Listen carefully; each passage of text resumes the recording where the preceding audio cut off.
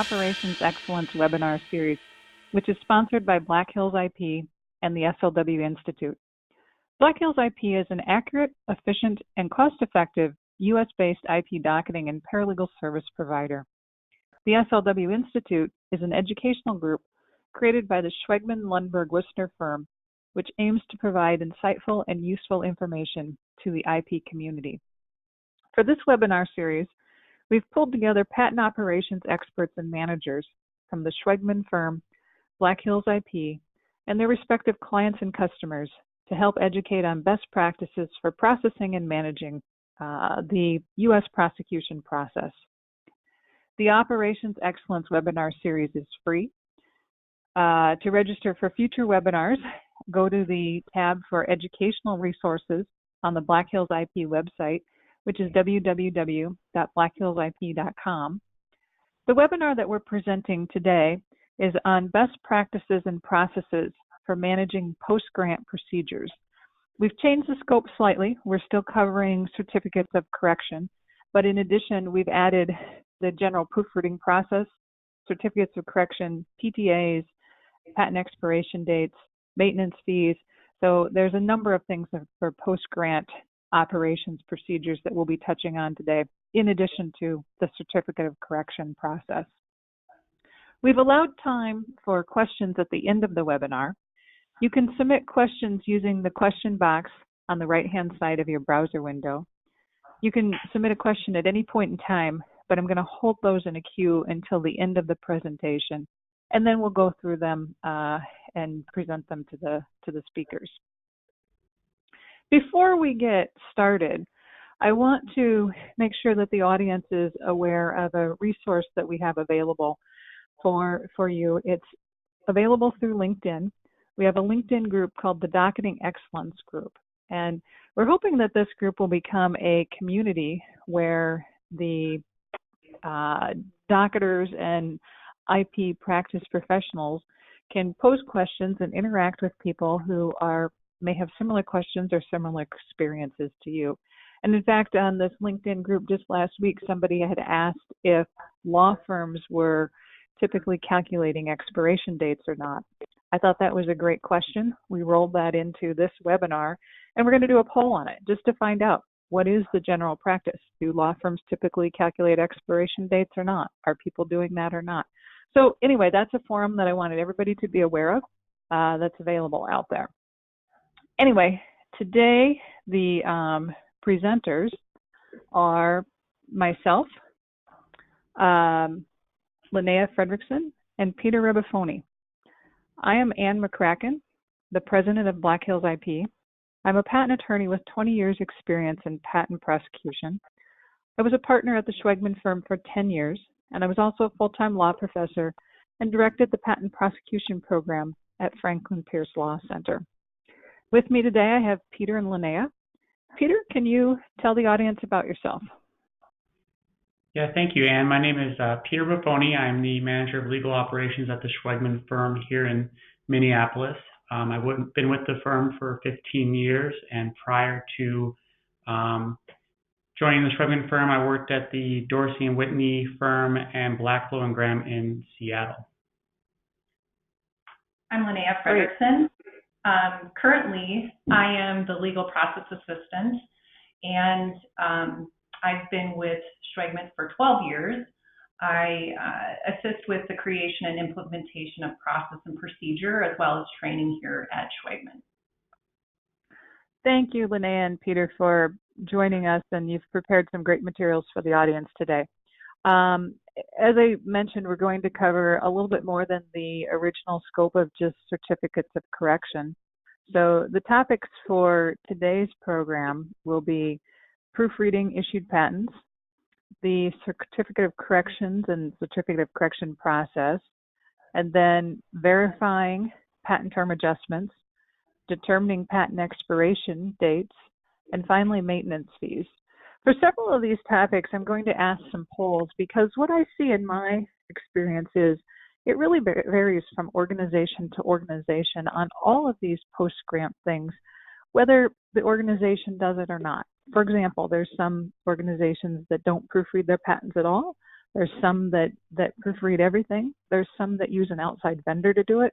And I think that's true on all of these topics. So I think for the audience, it'll be really interesting to hear what is the norm. So let's start off with a poll on proofreading your issued patents. Take a moment and answer the question, do you proofread your issued patents? Do you do it internally? Do you use an outside vendor to do it? Or do you not do it at all? I'll give you a minute and like the audience just to respond to that.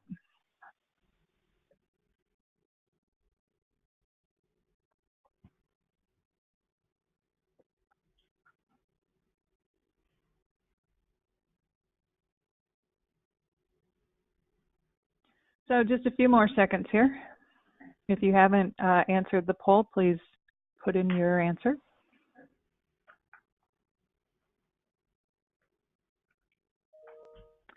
Okay, so what I'm seeing here is 47%, it keeps changing, 48% of the people who responded proofed their patents internally. That's the majority. And then 29% use an outside vendor to proofread their patents, and 22% don't proofread their patents at all. So that's very interesting, but the majority right now are handling it, and they're doing it with internal resources. So Linnea, I'm going to turn this over to you to talk about the patent proofreading process. Sure. Thanks, Anne. So for those of you that currently do proofread your issued patents, this might be of some assistance. You might have a great process in place, but certainly it's always nice to have something from another point of view to kind of take a look at your current process. For those of you that have no proofing in place, this will be just a kind of an introduction to you and maybe a reason for you to start proofing or make the decision not to proof. So what is proofing? Proofreading. Proofreading is the comparison of the issued patent, or also known as the original letters patent, to the originally filed application. And of course, this takes into consideration any application amendments through office action responses, corrections, submissions, or changes made during the patent process, and the determination of error based on this comparison. Proofreading is not review or correction of material errors. Although during the proofing process, there may be material errors that are found, it is not, proofreading is not the purposeful review or correction of those material errors. So I just wanted to make that clear because the proofreaders are not attorneys. They're not people that are intimately able to relate to the invention. They don't know the details of it, and they didn't go through the patent process. And so just keep in mind that it's the responsibility of the attorney and the legal support staff to make those material error corrections during the patent process and not after. So our proofreading procedure is basically a reflection of MPEP 1481, where the mistake is of a clerical nature or a typographical nature and of minor character. And also it cannot constitute new matter or require re-examination.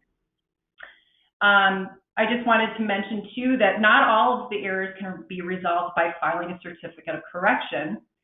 And sometimes, all times, resulting corrective measures will not replace the content in the issued patent. So just because you file a COC doesn't mean that that faith page changes.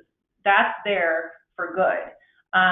The certificate of correction is just attached onto the existing OLP, just for the record to show that certain corrections were made. I also wanted to make some important differentiations.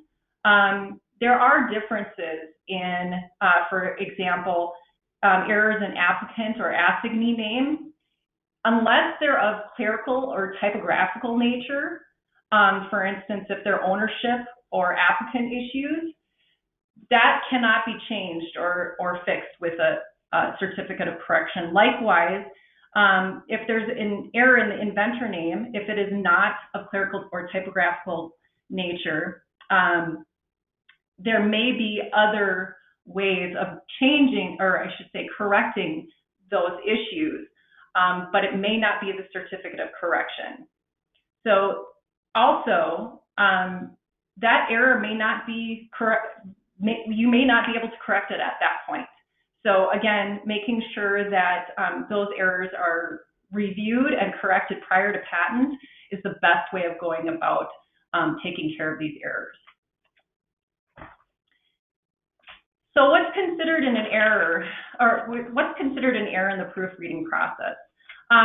Differences or omissions, such as, let's say that you have an amendment in a claim that's not reflected in the issued patent. That's just it's a office error, a patent office error, that would be caught.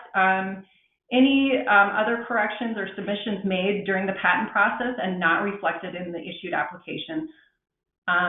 This may result in finding, our proofing process may result in finding errors that cannot be corrected via COC as well. Misspellings, clerical and typographical errors or inconsistencies as determined by MPEP 1480 and 1481. And formatting errors or inconsistencies, for instance, in the drawings, for example.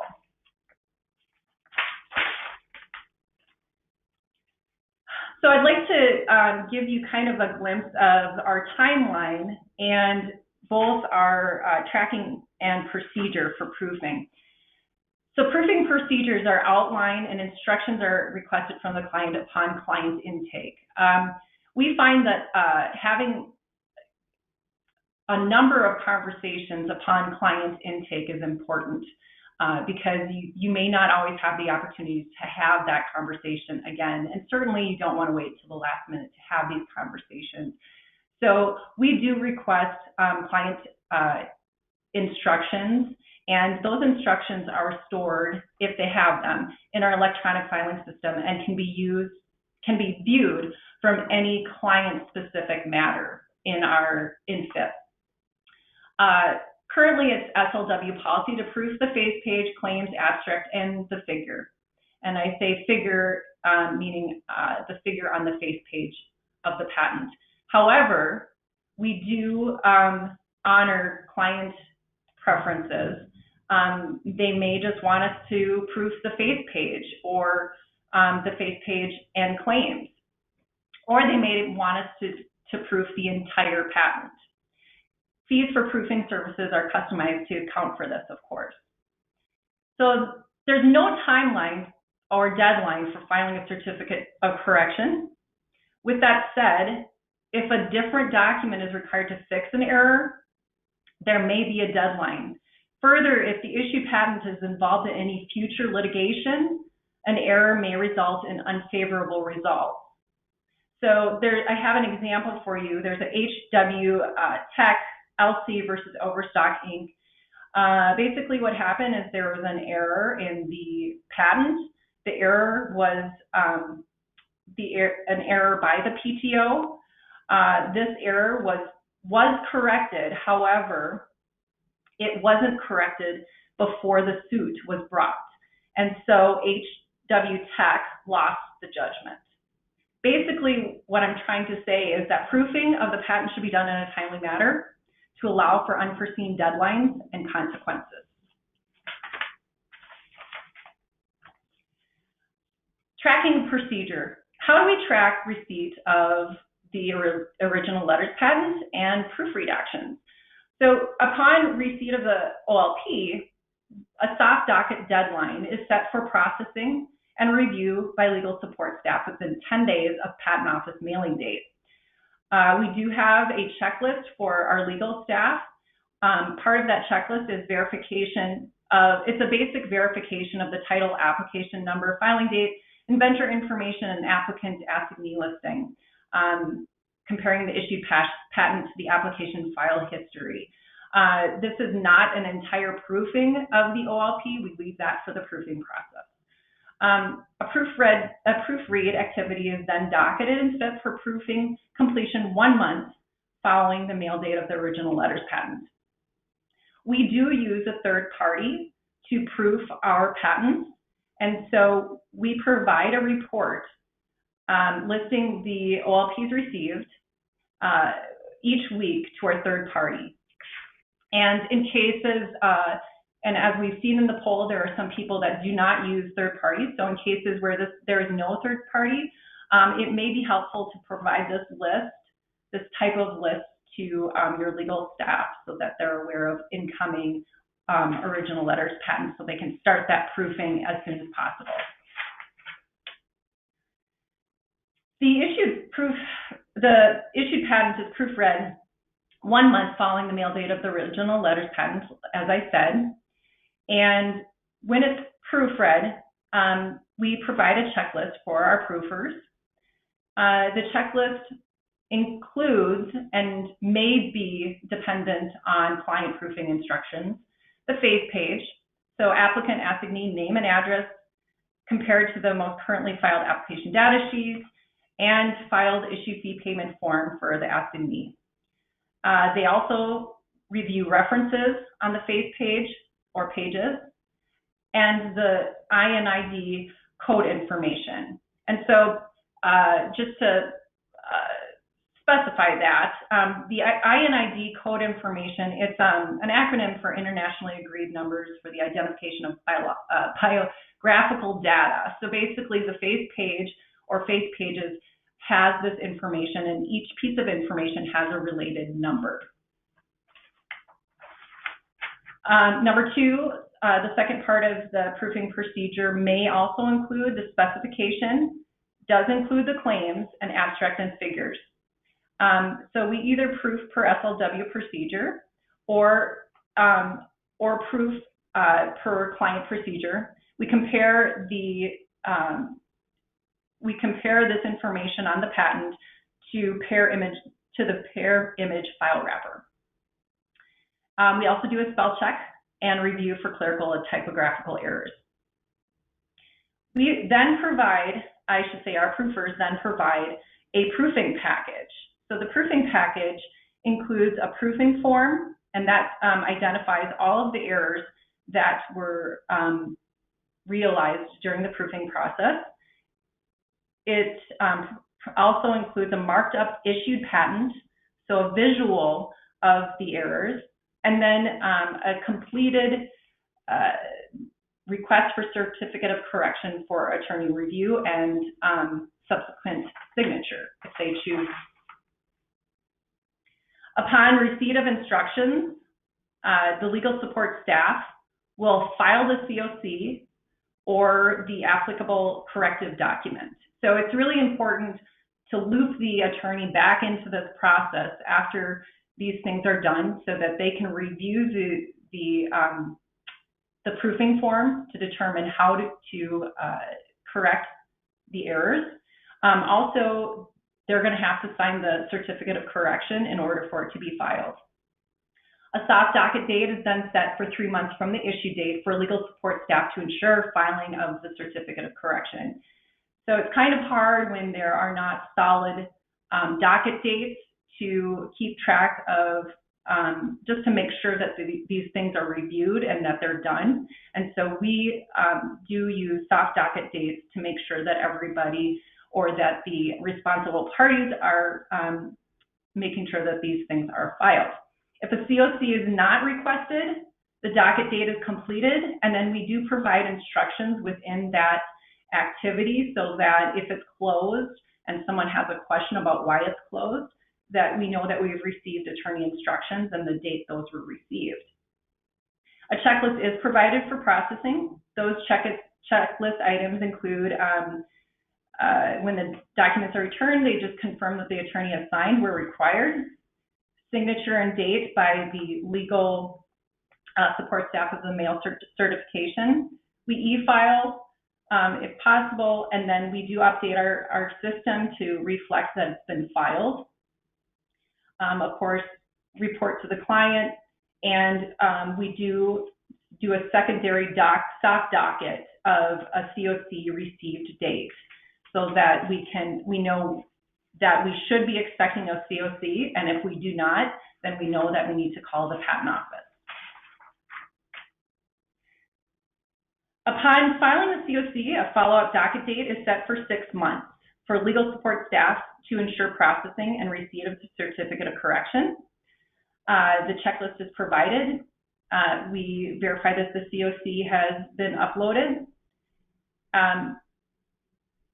Once the COC is received, we compare the certificate of correction to the request to confirm that the requested corrections were made. We report the COC to the client and copy context unless special instructions say otherwise.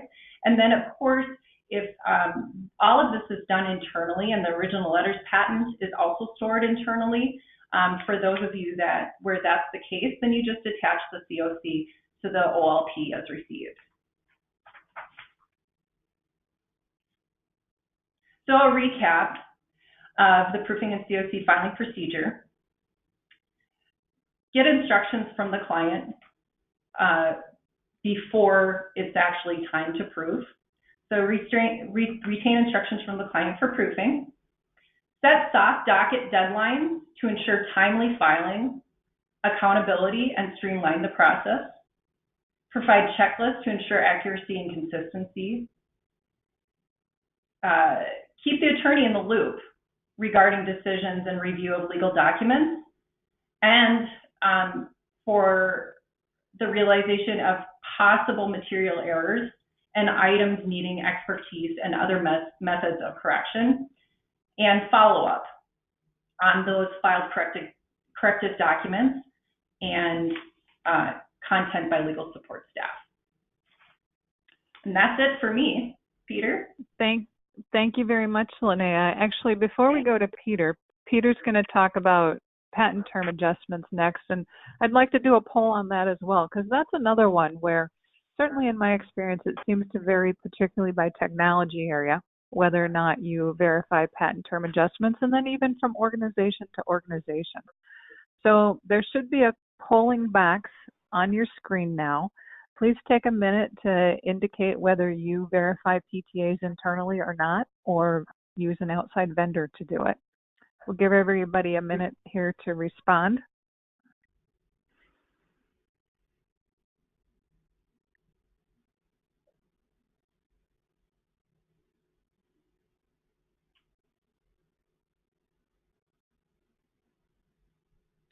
And just a few more seconds. If you haven't made your selection, please select the one that applies to your organization.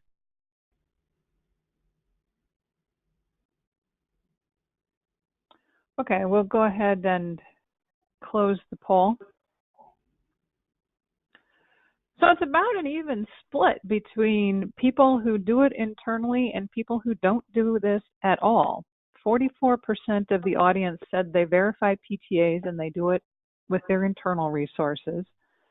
47% said they don't verify PTAs at all. And 9% said they do it, but they use an outside vendor to do it. So this one's much more common if it's going to be done internally, which I think is quite interesting. But also there's a very high percentage of people who are not checking it at all. So that is also very interesting.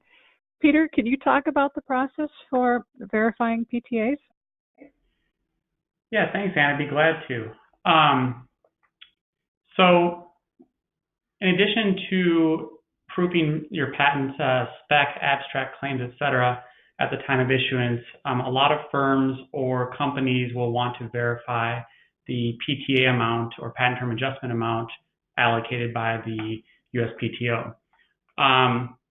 Just to refresh everyone's memory, that any utility patent that was filed after May 29th of 2000 is eligible for PTA.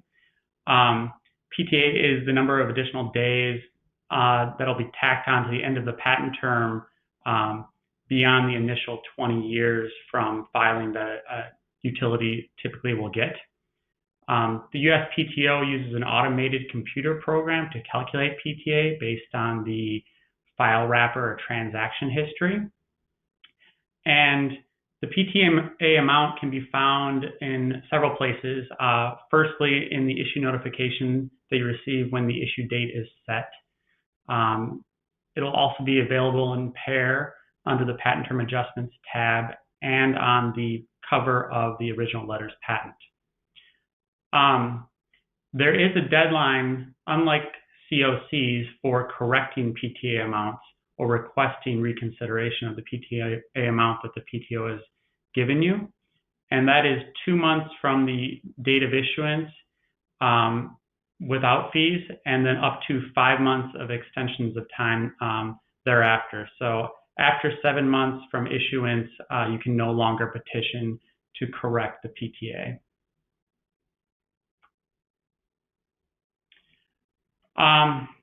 So how is PTA determined? PTA can be accrued in several ways. The first way is what is called A delays by the PTO, or administrative delays. These are the result of the PTO failing to act on your application within certain prescribed timelines. The second way is B delays, or what's typically known as the post 3-year delay. And if the PTO fails to issue your patent within 3 years from filing it, you could gain additional PTA. The third way that is typically, which you can accrue PTA, is a C delay or successful appeal. You're not penalized for appealing your case and for the time taken to go through appeals if that appeal results in a successful decision. However, PTA can be lost as well. You can't end up with a negative PTA score.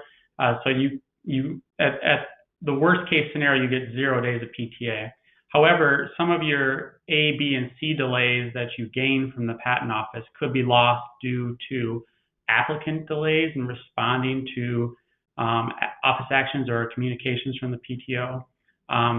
The filing of an RCE can impact your PTA, or an unsuccessful appeal where you've stopped your PTA from accruing. Finally, if you file additional papers after an initial response, for instance, if you file your first office action response and then file a supplemental response, that time spent in between the initial response and supplemental response could be debited from your PTA total. So here's a quick rundown of the main rules regarding PTO delays and how PTA is accrued. For a complete listing of the different rules, definitely consult 37 CFR 1.703 and 1.704 to see everything. But these are the basics. And primary way in which PTA is accrued is if the PTO fails to act on what is called the 14444 rule, meaning the first way, if they fail to pick up your application and give you a first action on the merits within 14 months of your filing date. Additionally, the PTO is typically required to respond to anything you submit within 4 months. So for instance, 4 months of submitting a reply brief or an appeal brief, 4 months from when you submit a response to an office action. Those are the typical A delay prescribed timelines. The other major way in which the PTO can delay giving you a patent is a B delay. And if they fail to give you a patent within 3 years, excluding certain delays in between, those can be accrued as PTA later. And then finally, the successful appeal, as we mentioned, here's the rule regarding if you have a successful appeal and how you can reclaim that as PTA.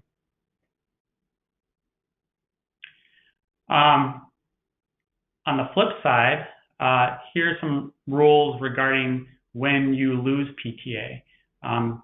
For instance, an office action that comes in, you have, as everyone's aware, you have 3 months to respond with up to 3 months of extension typically for an office action.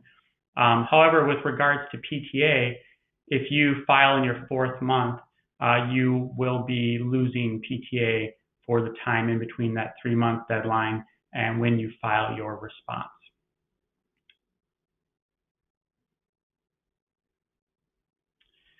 So this slide gives you an example workflow for calculating PTA.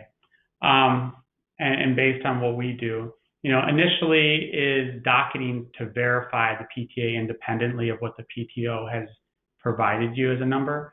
You'll first receive the PTA amount in the issue notification.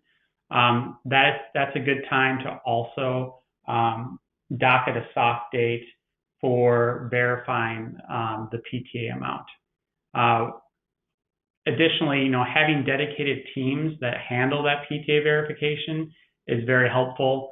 In a typical law firm setting, the paralegal attorney may not have a lot of experience with looking at the PTO's calculations and understanding some of the complex rules regarding when PTA is accrued and when it is lost.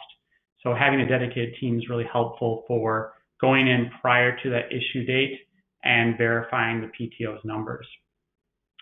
But once you reach the issue date, it's important to have a hard deadline of 2 months from the issue date to request reconsideration, knowing that you only have it 7 months and you only have 2 months without additional fees. Additionally, docketing those extension times so that your deadline can roll up to that 7 months, and that at the time of 7 months from issue date, you know that now is your last possible day in which to request reconsideration. And then finally, a really important note here is a lot of times you'll be confirming a PTA amount and you may see that the PTO seems to have given you too much PTA. You're not required to pay a fee and request reconsideration to lower your PTA amount. You can alternatively file a communication with the PTO, simply alerting them to the discrepancy in what you believe you should have been owed as far as PTA, and noting that you'd like it to be placed in the file without comment or review by the office. That is important to know, that you don't have to file a petition fee and go to the petitions branch to lower your PTA amount. Thank you, Peter. The workflow examples are very helpful, and I think workflow and process for PTAs is very, very important with an organization because of those hard timelines and limited period that Peter explained that you have in which to correct an error in the USPTO's PTA calculation. And errors do happen. We certainly see them. Our paralegal team at Black Hills was verifying PTAs for a company and recently found a case that the patent office was 6 months short on the PTA. And this is for a medical device related patent, and the company was entitled to an additional 6 months of PTA, which they petitioned for and received. So they definitely do happen. And if that's important to your business to have the full time period, verifying PTA is a great thing to do. Next, we're going to talk about expiration dates. And again, I'm curious to see what the audience does. So we have a poll that we're going to start off with on expiration dates. So take a minute. There should be a polling box in the middle of your screen. Let us know, do you calculate expiration dates for your U.S. patents internally? Does your docketing system calculate it for you? Do you have an outside vendor that does it, or maybe you just don't do it at all? So let's take a minute here and see what the audience does.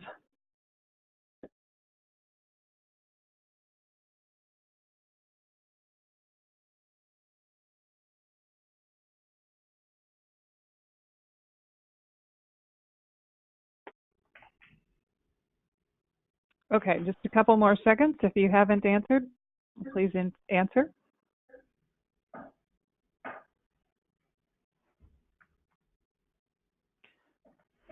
All right, let's close out this poll. So on this one, 44% of the audience said that they calculate the expiration date internally for their U.S. patents. Only 5% uses an outside vendor to do this. 34% has a docketing system that actually calculates the expiration date, which I think is very interesting. I'm curious what those docketing systems are. And then 16% does not calculate the expiration date at all. So Peter, let's talk about expiration dates and how you calculate them. Yeah, that's a great poll there, Anne. So calculating the expiration date is pretty critical to a lot of clients. You want to know as soon as possible how much term you have on the patents. Just to recap for people, applications filed before June 8, 1995, or patents that were enforced at that time would receive either 17 years from the issue date or 20 years from the filing date, whichever the longer term was. After June 8, 1995, it was, for utility patents, made universal that the patent term was 20 years from the earliest filing date of the application or that claim to the earliest utility non-foreign patent. For design applications, the term recently was changed for those. Up until May 13, 2015, design applications would get 14 years from issue date, and after May 13, 2015, the term was adjusted upward for a year to 15 years from issue date as the patent term. Finally, reissue patents are a little different. They basically get the unexpired term of the original patent, assuming the original patent had any term left. So that's patent term in a nutshell.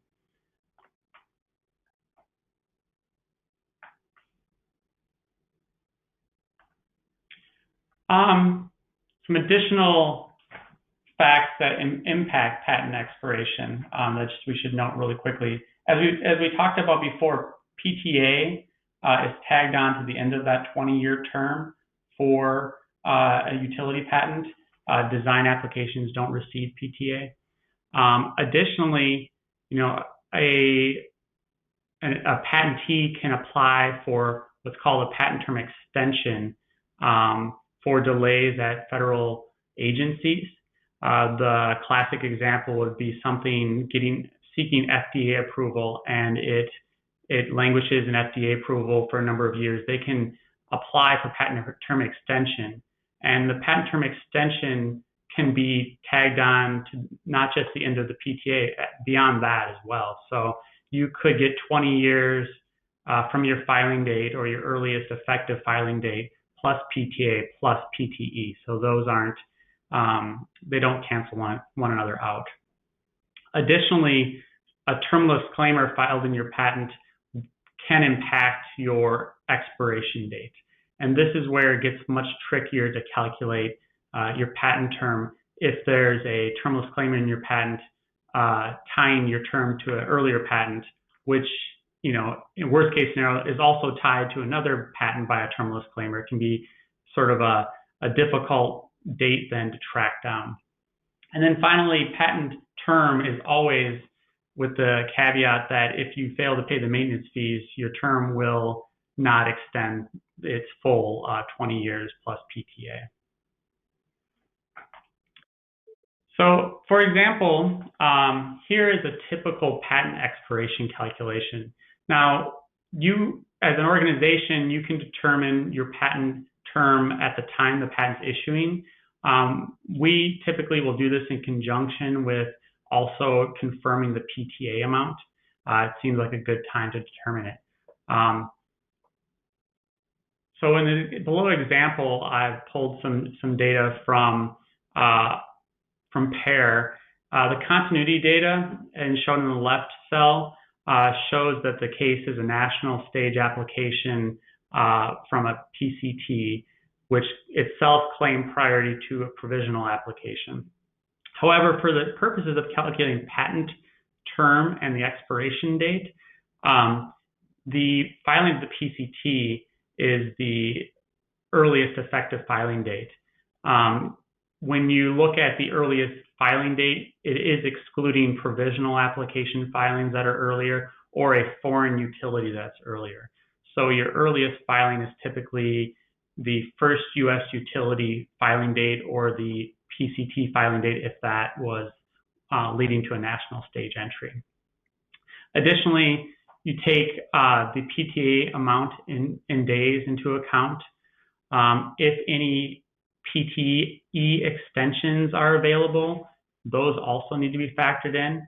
And so using a standard, Excel workbook, you can take the, in this case, the earliest effective filing date of July 22nd, 2011 with 386 days of PTA, and it brings you to still an estimated expiration date of August 11, 2032. And I say estimated expiration date because the patentee can still fail to pay their maintenance fees, or this case could additionally be tied by a terminal disclaimer to an earlier case that expires prior to that 2032 date. So here's an example workflow for calculating expiration. This isn't a hard date. Patent term can be calculated, like I said, at the time of issuance. It can also be upon client request, and that could be because they're in licensing a patent and want to know when they need to, up until what point they need to pay fees and when that patent may expire. So we found docketing, calculating expiration in conjunctions with the PTA is really successful.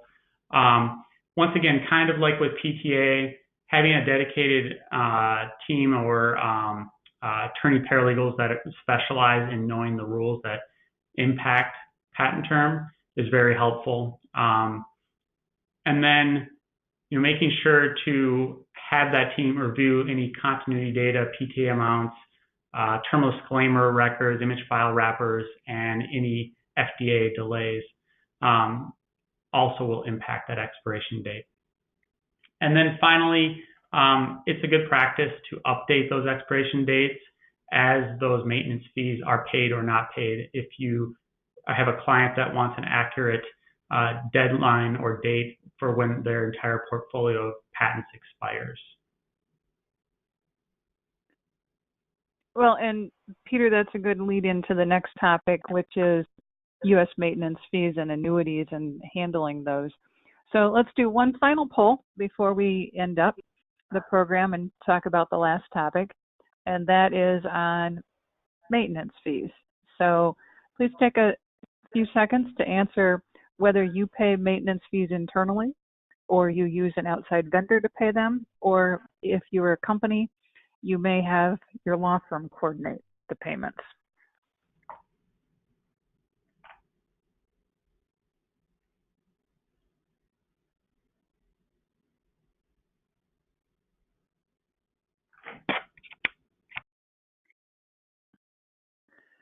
Take a few more seconds to let everybody finish putting their answer in.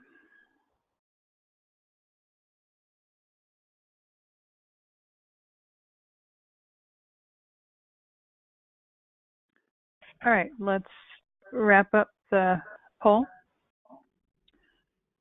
So a much different picture on this one. In this case, the majority of the audience uses an outside vendor for this. And that makes sense that if your annuities are being handled by an outside vendor, which many people do, you often have them handle maintenance fees, although not everybody. There are some organizations that I see that will use an outside vendor for annuities, but will do maintenance fees internally. But for our audience today, 57% use an outside vendor to pay maintenance fees. 41% pay them internally. And we must have a much more law firm oriented office because only 2% said that they're a company and they have their law firm pay it, or it could be that those companies are in the category of paying them internally as well. So Peter, let's talk about maintenance fees and annuity payments. Yep, and this is another item that usually pops onto everyone's radar when the patent issues and you're forced to think down the road quite a bit about paying those fees that come due. To recap, maintenance fees must be paid in utility patents beyond the 4, 8, and 12-year periods after grant. They're not required in design or plant patents, and they are not required in reissues, as we mentioned before, if the reissue did not require maintenance fees. Maintenance fees must be paid in the year leading up to the 4, 8, and 12-year periods. They can't be paid prior to that. So if you have a client that wants to pay all 3 of their maintenance fees in year 1, they're going to have to wait. The Patent Office decided that they wanted to be able to change the fees due for maintenance fees, and that you will be either the beneficiary of that or unfortunately have to pay more if it changes in the year leading up to your issue or your maintenance fee being due. Finally, you can pay anytime that year leading up to the maintenance fee being due in year 4, 8, and 12. But if it's paid in the last 6 months before the end of that period, there will be a surcharge.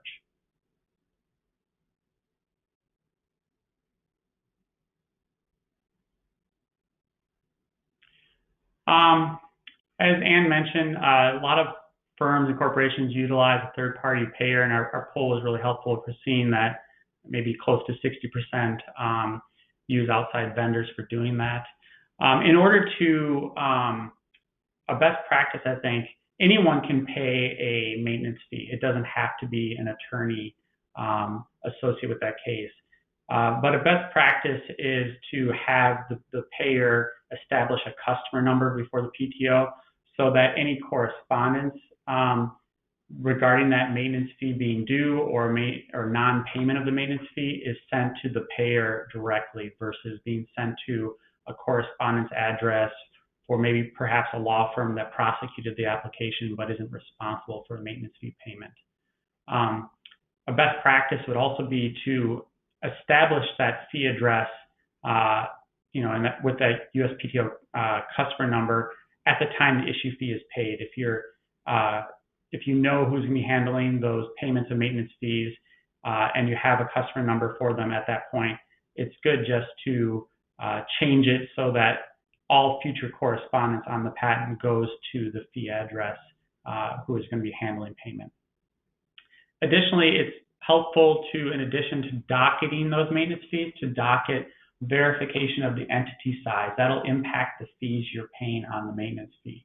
As many people know, determining the entity size and making sure it's still correct only happens at a couple prescribed time periods, when you're filing your application, when you're paying the issue fee, and then when you're paying your maintenance fees. So if you have a client that is maybe being absorbed into a larger client or a client that has spun off from a larger company, that may impact whether or not they still qualify for the entity size they had at the time the issue fee was paid.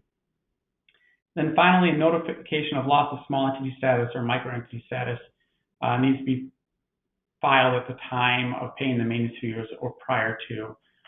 So if your client is a 499 person company and they become a 500 plus company, you need to inform the Patent Office that small entity status no longer applies when you're paying that maintenance fee. Thank you, Peter. Again, I'd like to remind the audience that you can submit questions using the question box on the right-hand side of your browser. If you have questions about Black Hills IP services or processes, we have Jim Brophy, our Vice President of Sales, contact information displayed on the screen. And just a side note, all of the items that we've talked about today are services that Black Hills IP does provide. So if you're interested or want to learn more, please reach out to Jim Brophy. He'd be happy to talk to you. We will be posting the slides and the audio recording of today's program on our website. Again, that's blackhillsip.com. Under the Educational Resources tab, and then in the section for operations content. So we do have a number of questions. Let's take a minute and go through those.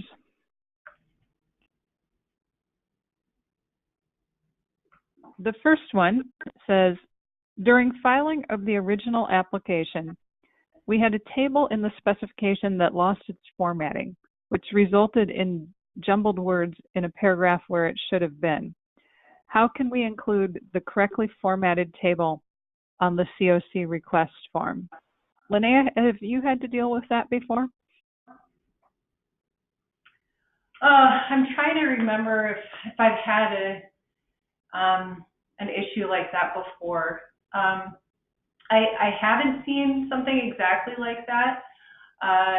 There is a specific format for submitting corrections to the patent office, but I believe you can also provide supporting documents. I would need to check on that for sure, but I believe there is a section where you make that submission and you can provide supporting documents. And I would do, of course, if there's been no change during the application process, so if that table is as it should be at application filing, that would be the supporting document that you would provide. So you would basically state, there's a section where you state where supportive documentation is. And supportive documentation is in the application as filed, in the specification, and if there's like any line help, you know, if the application has certain line numbers in it, that's helpful as well. But basically pointing to where that issue lies is the most helpful. Great, thanks, Linnea. The next one appears to be FIP docketing question specific to COCs. So what activity is used as a reminder to file a COC? As in, we have the proofreading report, but we're waiting on the client to decide if the client wants to file the COC. In FIP, I only see an activity for after the COC has been filed. Do you know, does FIP have a standard activity for filing? Well, this kind of goes back to client intake. And first of all, I want to really push that the client intake process is really, really important, because not all law firms do things the same way, and not all clients need the same thing. So having those conversations early on is really important. This is one of those conversations. So internally, SLW, we leave that decision, that proofing decision. So we indicate to our clients that it's our process to review, proof, file corrective documents if needed per attorney instructions. Just like the client has the opportunity to say, I only want, you know, the face page or pages proofed, they also have the freedom to let us know we don't want anything proofed and we don't want any COC filed, or we would like to know per matter or per patent, we'd like to have the ability to make a decision at that point. So we don't engage the client at the time of proofing of the application. We do report the original letters patent out to the client. We encourage them to review it for errors and reach out to us if they see anything that they feel needs to be corrected. But it's a service that we provide to our client to proof the patent as received. And it's a freedom that we also provide to our client, that they can let us know if they do not want that service. So in other words, okay, there's not going to be a FIP reminder or soft docket to get instructions from the client. Okay. All right. Peter, I think this one's for you. If a U.S. patent expires before the third maintenance fee at the 12th year, Do you still have to pay the maintenance fee? That's a great question. No, and this is actually something I should have mentioned earlier about the value of calculating patent term and when the patent expires. The PTO will accept your payment of that maintenance fee. They won't tell you that your patent's expiring. They won't even attempt to make a determination whether or not your patent's expiring. Those maintenance fees still will come of as being due. So you don't have to pay it. If your patent's expiring, you could get a patent that's expiring a year from issue date if you have an early enough effective filing date, unfortunately. So I'm thinking of like a continuation of a continuation. You don't need to pay the maintenance fee on that to keep it in force all the way through all the maintenance fee payments. That's a really good question. Thank you for that explanation, Peter. Now, can there be potential PTE and PTA event overlaps? Have you ever seen that, Peter? And if so, how is that handled? They're completely separate. The PTA is based on events at the patent office. The PTE is based on events at other federal regulatory agencies. So they're exclusive of one another. In fact, PTE is added on the end of any PTA calculation or additions. Okay, good.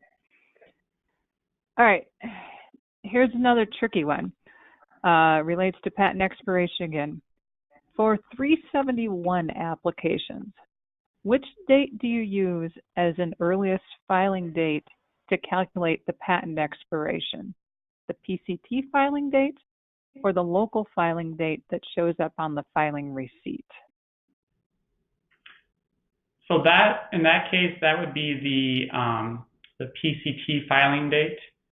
That would be the earliest typically, unless of course the PCT claims prior to a separate U.S. utility that was filed first, which doesn't typically happen, but it can happen where you file a U.S. utility, file a PCT off of that, and then file a 371 coming back into the U.S. a second time. In that case, that would be the earliest U.S. utility filing. But typically, when you have a PCT that claims priority to, or either a first filed PCT or claims priority to a provisional, it would be the PCT filing date that dictates the effective filing date. These things can get really tricky. That's good explanation, Peter. Can someone outside the United States pay the maintenance fee on a U.S. patent? Do you know, Peter? I don't know the answer to that. You know, I don't know the answer. I do know that anyone who has a customer number with the USPTO can make payment on a maintenance fee, but I don't know whether or not there's limitations to who's eligible for getting a customer number. Yeah, I don't know that either. My inclination is that probably anyone can make payment on these because it's not a legal proceeding. It's just a payment proceeding. Mm-hmm. Yeah, that would be a good one to call the patent office on and get confirmation. I don't know the answer with certainty, but that sounds reasonable, Peter. So do you have to file a notification for loss of microentity status when that changes? I believe you do. I think for both small and micro, you do need to do that at the time of or prior to paying your maintenance fee. And so that all the requirements for that applies for issue fee as well. All the requirements for microentity status need to be revisited with whoever the patentee is. You know, whether that's a institution for higher learning or someone that meets certain income thresholds. Okay. So I have a comment from somebody here who says they are in Canada and they have a valid USPTO customer number and they are able to pay maintenance fees. So that's consistent with what you were thinking, Peter. All right. How do you calculate the expiration of an application if there is a terminal disclaimer that claims back to an application that's been abandoned. I'm a little confused because of the language of applications in here and abandon. But Peter, do you have any experience with this? Yeah, I mean, just in a nutshell, abandoned case won't have a patent term, so you're not tied to that patent's term because it has none. So if you have a terminal disclaimer to abandoned case, it's essentially you're going to have the patent term of the present case, not of the abandoned matter, because it has none. Okay. All right, a couple more. You mentioned that the attorney and paralegal review the patent term adjustment, but what about having secretaries do that or legal assistants? I guess and you can comment on this too, I think, better than I can, but I think it's a really difficult calculation to make. You can train somebody to do it that's a non-attorney. I think it's always good to have an attorney review that person's work, or have an attorney that understands, 1.703 and 1.704 to know whether or not that person that's been trained is doing it correctly. Okay.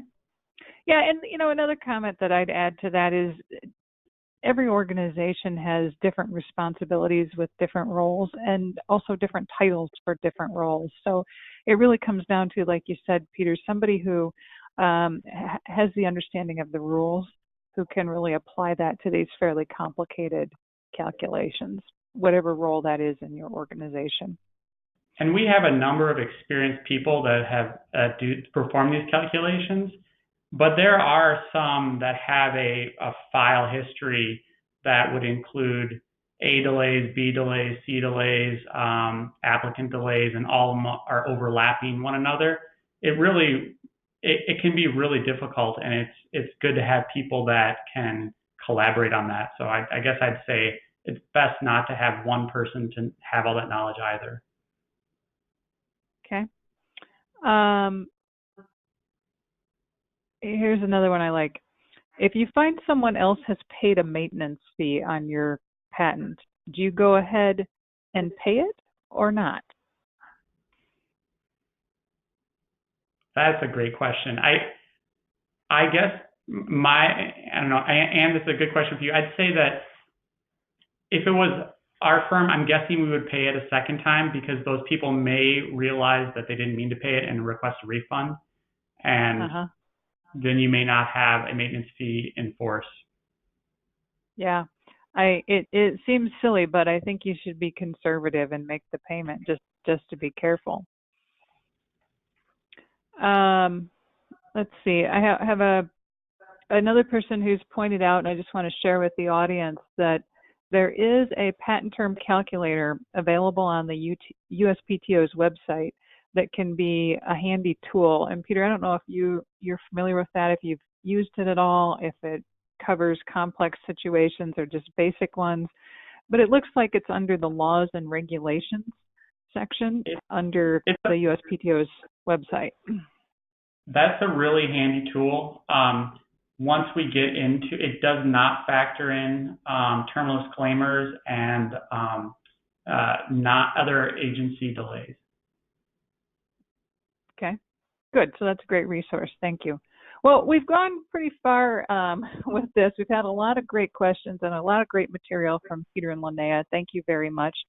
I would just like to take a minute now to announce the next webinar that we have coming up. And do we have a slide? Yes, we do. So the next webinar on the operations series is going to focus on managing foreign filing of U.S. applications. That will be on May 23rd at 1 p.m. Central Time. So I just want to thank the audience for participating today. I really want to thank Peter and Linnea for sharing their great experience in putting together these materials. The materials, again, will be posted on our website in a few days. And we hope that you join us for this next operations webinar and other webinars that we have available, which are also listed on our website. Thank you, everybody. Have a great day.